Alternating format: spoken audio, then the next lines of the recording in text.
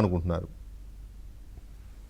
Sir ఒకసారి మనం లోతుగా ఆలోచించాలండి. ఆంధ్రప్రదేశ్ ప్రజలందరూ కూడా నేను రిక్వెస్ట్ చేసేది ఏంటంటే, గతంలో ఒక పాస్టర్ గారు రాజమండ్రి దగ్గర యాక్సిడెంట్ లో చనిపోతే అక్కడికి కొద్దిమంది వ్యక్తులు వచ్చి మేము పాస్టర్లు అని చెప్తూ హిందువులందరినీ ఊచకోత కోస్తామని పెద్ద పెద్ద స్టేట్మెంట్లు ఇచ్చి రాజమండ్రిలో ఉన్న హిందువులందరినీ రెచ్చగొట్టే ప్రయత్నం చేశారు సార్. అవును.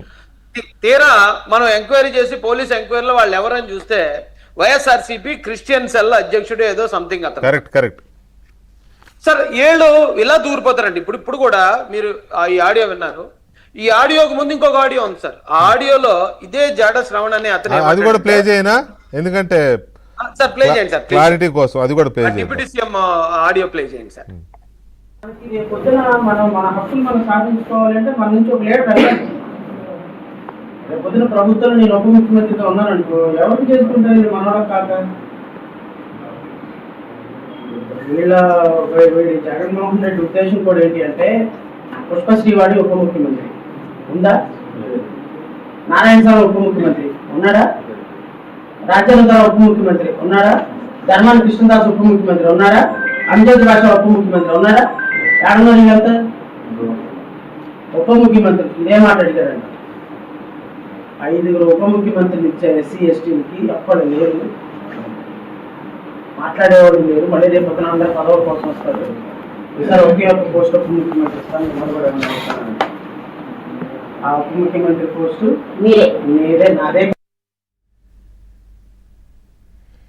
అంటే మనలో ఎవరికైనా పదవి వస్తే మనకే మంచిది, ఎదిగితే లీడర్గా ఎదిగితే మనకే మంచిది కదా. నన్ను డిప్యూటీ సీఎం, నేను డిప్యూటీ సీఎం అయితే మనకే ఉపయోగం. జగన్మోహన్ రెడ్డి ఒక 5గురిని డిప్యూటీ సీఎంలు చేస్తే ఇవాళ ఆయనకు అండగా ఒకడు రావట్లేదు. ఆయన చెప్తున్నాడు ఈసారి ఉప ముఖ్యమంత్రిని చేస్తే నేనే ఉప ముఖ్యమంత్రి అని ఆయన చెప్పాడు అనేది జడా శ్రవణ్ కుమార్ గారు చెప్పినట్టుగా అది అర్థమవుతోంది. మరి ఆ లెక్కన దళితుల్లో చాలామంది లీడర్లు ఎదిగారు కదండి. ఎంతమంది దళితుల అభ్యున్నతి కోసం కృషి చేశారు? చాలామంది ఎదిగారు. లేదండి, ఒకవేళ ఇతనికి నిజంగా ఒకవేళ అతను ఉప ముఖ్యమంత్రి ఇస్తానన్నాడు అనుకోండి, వాళ్ళు ఎలా చేస్తారు? ఇదిగో పలానా పార్టీతోటి మేము ఎలా పొత్తు పెట్టుకున్నాం, అతను ఉప ముఖ్యమంత్రి ఇస్తాను అఫీషియల్ స్టేట్మెంట్ ఇస్తారు. ఇదంతా ఇంటర్నల్ గా చేయాల్సిన పరిస్థితి ఏంటి సార్? సీక్రెట్ గా చేసుకుని, నిజం చెప్తున్నాను సార్, అక్కడ జరిగిన ప్లానింగ్ ఏంటంటే సార్, ఇక ఇప్పుడు సుప్రీంకోర్టు ఒక తీర్పు దళిత క్రైస్తవులకు వ్యతిరేకంగా ఇచ్చింది. మేము దళిత క్రైస్తవుల పేరుతో ఒక మీటింగ్ పెడతాం. ఆ మీటింగ్ లో మేము హిందువులను రెచ్చగొడతాం, లేదా మేము కూటమి ప్రభుత్వాన్ని రెచ్చగొడతాం. రెచ్చగొట్టి ఒకవేళ కూటమి ప్రభుత్వం మమ్మల్ని కానీ అరెస్ట్ చేస్తే ఇమీడియట్ గా ఇగో దళితులకి క్రైస్తవులను ఇలాగ అరెస్ట్ చేసింది కూటమి ప్రభుత్వం అని ఆ అమాయకమైన ప్రజల్ని రోడ్డు ఎక్కిస్తాం. రోడ్డు ఎక్కించిన ఆ ముసుగులో, ఇందాక మీరు పాయింట్ నోట్ చేయండి, వీళ్ళందరూ జనం అమాయకులు రోడ్డు ఎక్కుతారు. ఆ రోడ్డు ఎక్కిన వాళ్ళలో ముసుగులో ఈ జాడ శ్రవణ్ కుమార్ అనుచరులు కలిసిపోయి ఒక ట్రైన్నో బస్సునో విత్ జనంతోనో తగలబెడతారు. ఏదో ఒక హింస. ఎప్పుడైతే ప్రాణాలు కోల్పోయారో, ప్రాణాలు కోల్పోయిన తర్వాత మరి అవతల వర్గం ఊరుకోదు కదా సార్. అవతల వర్గం ఏంటి, ఈ వర్గం ఒక మతం పేరుతో కులం పేరుతో రోడ్ల మీదకి వచ్చి ఇలా ఇంత దారుణమైన మారణకాండ చేస్తూ ఉంటే ఏం జరుగుతుందండి? అవతల మతం అవతల కులాలు ఆటోమేటిక్ గా ఇది అవుతాయి. మొత్తం రాష్ట్రం అంతా కొన్ని వేల మందిని చంపేసే ప్లానింగ్ సార్ ఇది. కొన్ని వేల మందిని చంపి ఇక్కడ శాంతి భద్రతల్ని మొత్తం నాశనం చేసి, లేదా ఇక్కడ రాష్ట్రపతి ఎప్పుడో మా గవర్నమెంట్ వచ్చినండి రాష్ట్రపతి పాలన కావాలని అడిగేవారు. ఇప్పుడు ఇది కానీ సక్సెస్ అయ్యి ఉంటే ఖచ్చితంగా రాష్ట్రపతి పాలన కావాలని నేను మళ్ళీ గట్టిగా పట్టుకుని ఈ మొత్తం గవర్నమెంట్ని కోల్తొద్దాం. ఈ క్రమంలో కొన్ని వేల మందిని చంపేద్దాం. లేకపోతే సార్ నేను అడుగుతాను, ఈవేళ ఆయన ఎవరినో అరెస్ట్ చేశారు, ఒక యూట్యూబర్ని. ఆయన పేరు, అసలు పేరు ఏంటి సార్ ఎవరికి తెలుసు?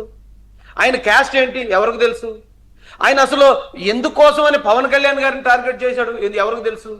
ఇప్పుడు దాకా లేనిది దళిత క్రైస్తవుల పేరుతో ఎందుకు హిందూ మతానికి సంబంధించిన వ్యక్తుల్ని అంత పబ్లిక్ ఎందుకు థ్రెటన్ చేసి ఎందుకు జనాలు రెచ్చగొట్టాడు? ఈ ఎంతకన్నా ఏం ఆధారాలు కావాలి సార్? ఇంత దారుణంగా వీళ్ళు అడ్డంగా.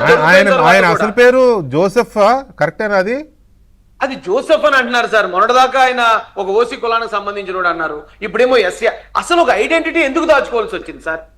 ఇప్పుడు మిమ్మల్ని వెంకటకృష్ణ గారు సార్, మిమ్మల్ని వికే గారు అంటారు అంతే తప్ప మీకు ఇంకో పేరు అయితే బెటర్గా. నా పేరు రాజేష్ సరిపల్ల, పోనీ రాజేష్ మహాసేన అంటారు ఒకవేళ నా సంస్థ పేరు కలిపి. అంతేగాని మరొక పేరు ఎందుకు దాచుకోవాలి?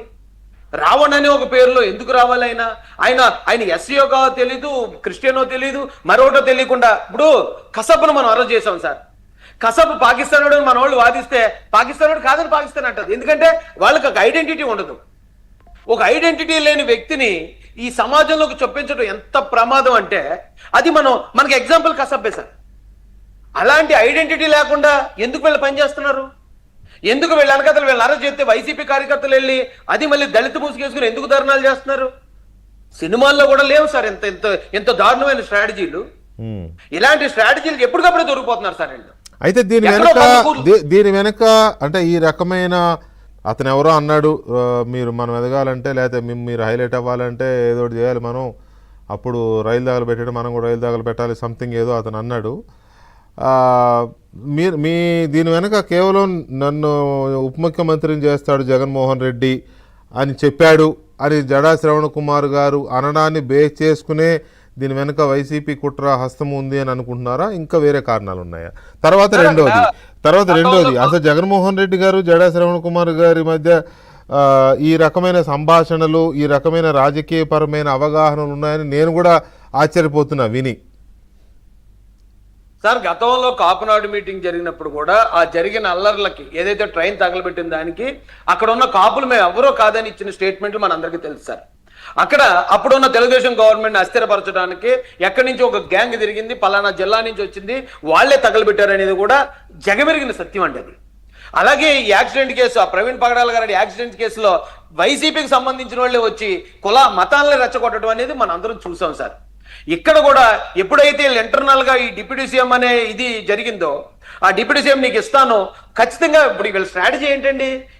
చంద్రబాబు నాయుడు గారు అభివృద్ధి చేయట్లేదని చెప్పగలరా? సంక్షేమం జరగట్లేదని చెప్పగలరా? లేకపోతే పవన్ కళ్యాణ్ గారు ఎక్కడ గ్రామీణ ప్రాంతాల్లో రోడ్లు వేయట్లేదని చెప్పగలరా? ఏమి చెప్పలేరు. కాబట్టి వీళ్ళ దగ్గర ఉన్న ఒకే ఒక ఆయుధం కులాన్ని మతాన్ని రెచ్చగొట్టడం మాత్రమే. ఆ రెచ్చగొట్టే క్రమంలోనే ఇతనికి ఇది ఆఫర్ చేసి నువ్వు గనక విజయవంతంగా అల్లర్లు చేసి 1000 మందినో 10,000 మందినో చంపించేసి ఈ రాష్ట్రాన్ని అస్థిరపరిస్తే నీకు డీసీఎం ఇస్తాను. ఇంకా అంతకు మించి లేకపోతే ఇతను ఎవరు సార్? 70 కోట్లు వచ్చాయి, ఇతనికి ఏముందని? ఇతనలా డీసీఎం అవుతాడు? ఇతను ఒక ఎమ్మెల్యేకి పోటీ చేస్తేనే 70 కోట్లు వచ్చినాడు. నేను డీసీఎం అవుతాను, మీరందరూ కూడా నా క్యాంప్ ఆఫీస్కి వచ్చేద్దరు కానీ నేను డీసీఎం అవ్వబోతున్నాను ఏంటి? ఆ ఊహాజనితమైన మాటలు ఎలాగొచ్చేయండి అవన్నీ? ఖచ్చితంగా ఇంత పెద్ద కుట్ర అంటే ఇక్కడ ఓకే సరే 71 కోట్లు అది ప్రస్తావన అని కాదు కానీ జగన్మోహన్ రెడ్డి గారికి నాకు మధ్య జరిగిన సంభాషణ లేకపోతే నాకు డిప్యూటీ సీఎం ఇస్తానన్నాడని ఆయన చెప్పినట్టుగా ఇప్పుడు మనం ఏదైతే ఆడియో వింటున్నామో ఈ ఆడియో మీరు 3 రోజుల క్రితమో 4 రోజుల క్రితమో బయట పెట్టారు. బాగానే తిరుగుతోంది, ఇది బాగా మీడియాలో సోషల్ మీడియాలో వైరల్ అవుతోంది. ఆ రోజు మీరు చెప్పారు, ప్లే చేశారు, మళ్ళీ ఇప్పుడు ప్లే చేశాం కదా. అప్పటి నుంచి ఇప్పటి వరకు అలాంటి సంభాషణ మా మధ్య జరగలేదని కానీ, మేము జడా శ్రవణ్ కుమార్ పార్టీతో మా పార్టీకి ఎలాంటి సంబంధం లేదని కానీ, జడా శ్రవణ్ కుమార్కి మేము డిప్యూటీ సీఎం ఆఫర్ చేసిన మాట వాస్తవం అవునని కానీ కాదని కానీ వైసీపీ వైపు నుంచి కానీ జగన్మోహన్ రెడ్డి వైపు నుంచి కానీ సజ్జల రామకృష్ణారెడ్డి గారి వైపు నుంచి కానీ ఎలాంటి ప్రకటన రాలేదు. Point number 1. పాయింట్ నెంబర్ 2, నాకు జగన్మోహన్ రెడ్డి ఎలాంటి ఆఫర్ చేయలేదు, డిప్యూటీ సీఎం ఆఫర్ చేయలేదు, ఈ తిరుగుతున్న ఆడియో తప్పని కానీ ఒప్పని కానీ లేకపోతే ఇలాంటి అవగాహన